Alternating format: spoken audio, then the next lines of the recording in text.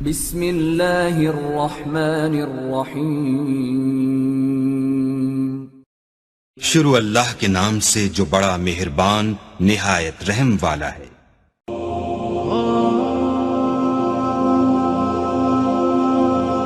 میں گناہ ایسے کرتا ہوں جیسے وہ دیکھ نہیں رہا، اور وہ معاف ایسے کرتا ہے جیسے اس نے دیکھا ہی نہیں۔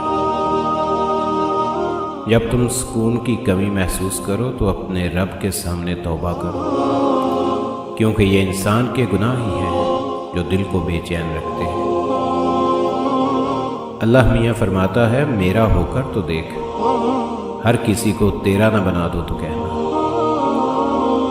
اللہ کے ساتھ کیے گئے کسی معاملے میں خسارہ نہیں، پھر وہ صدقہ ہو یا خیرات، تجارت ہو یا محبت، راز و نیاز ہو یا دعا۔ لیکن انسان کو یہ بات جلدی سے کہاں سمجھ میں آتی ہے؟ جس نے سکھ میں شکر ادا کیا، اس نے دکھ میں رب کو بہت قریب پایا۔ انسان مایوس اور پریشان اس وقت ہوتا ہے جب اپنے رب کو راضی کرنے کی بجائے لوگوں کو راضی کرنے میں لگ جائے۔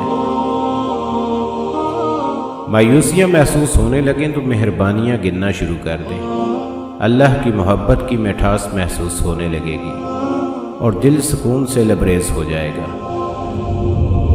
کہتے ہیں وقت سے پہلے اور قسمت کے بنا کسی کو کچھ نہیں ملتا۔ افسوس، ان کے پاس وقت نہیں اور ہمارے پاس قسمت نہیں۔ ماں باپ دنیا میں سب سے بڑی نعمت ہے۔